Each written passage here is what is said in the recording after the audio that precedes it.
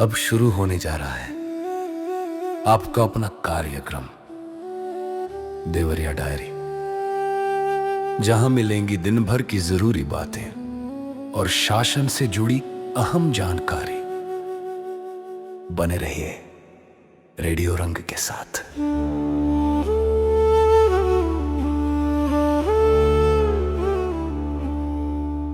नमस्कार दोस्तों, रेडियो रंग 89.6 एफएम पर आप सभी का स्वागत है।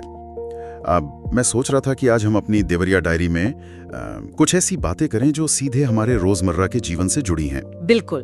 और नमस्ते आप सभी को। आज हम जो स्थानीय खबरें हैं उनके पीछे की गहराई को समझेंगे। हाँ, क्योंकि देखिए शहर में इस वक्त एकदम शादियों का माहौल है।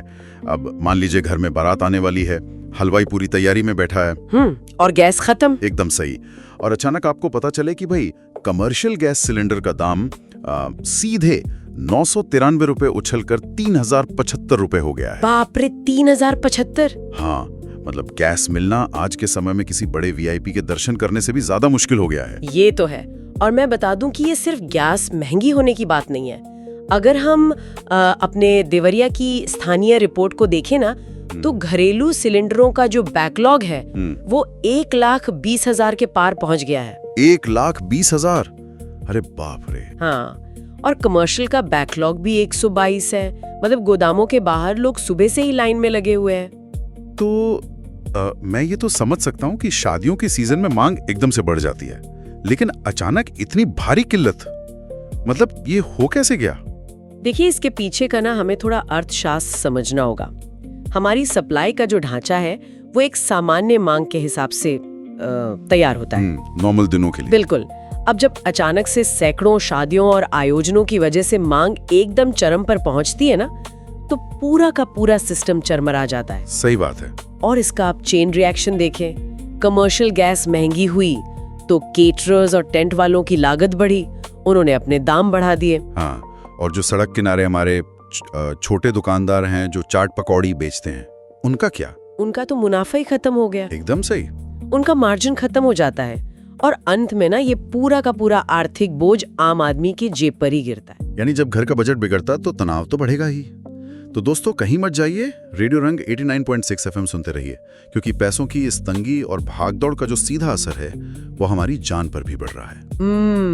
वो कैसे? अरे गौरी बाजार के कर्माजीतपुर की घटनाएं ले लीजिए। वहाँ भतीजी की बारात आने वाली थी और 35 वर्षीय राम सिधारे प्रसाद जी खुद ही बिजली का बोर्ड ठीक करने लग गए। अच्छा। हाँ, और बहुत ही दुखद बात है कि करंट लगने से उनकी मौत हो गई। हे भगवान। अच्छा, ये तो बहुत ही डराने वाला है। मतलब उत्सव की तैयारियों में हम इतने व्यस्त हो जाते हैं कि बुनियादी सुरक्षा भी भूल जाते हैं। ये वाकया वाकई अंदर तक झकझोर देता है।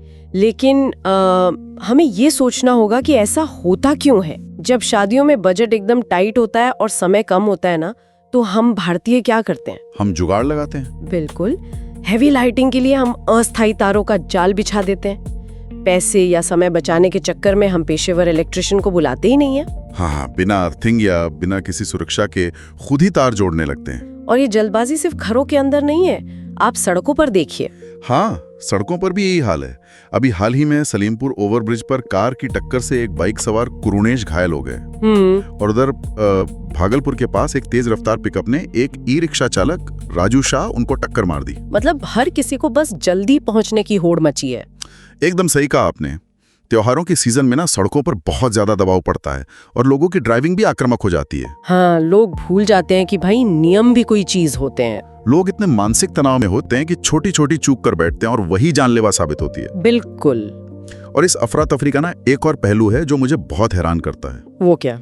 जश्न के नाम पर कानून को ताक पर रख देना।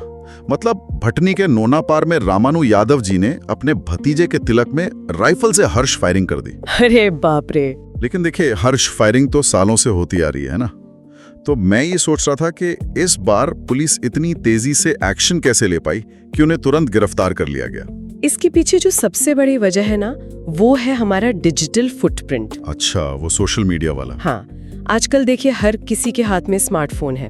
किसी ने क्या किया कि उस फायरिंग का वीडियो लिया, उसमें भोजपुरी गाना लगाया और स्टेटस पर डाल दिया। अरे वाह। और वो वीडियो वायरल हो गया। बिल्कुल। अब पुलिस को किसी गवाह को ढूंढने की जरूरत ही नहीं है।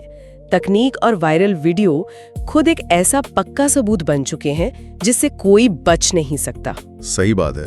तकनीक कैसे पुलिस की मदद कर रही है, इसका एक और गजब का उदाहरण महुआड़ी में दिखा। वहाँ क्या हुआ? वहां मुंबई पुलिस ने आकर एक 16 साल की बच्ची को शादी का झांसा देकर भगाने वाले एक आरोपी को धर दबोचा। के रास्ते ही बंद हो गए हैं। एकदम सही।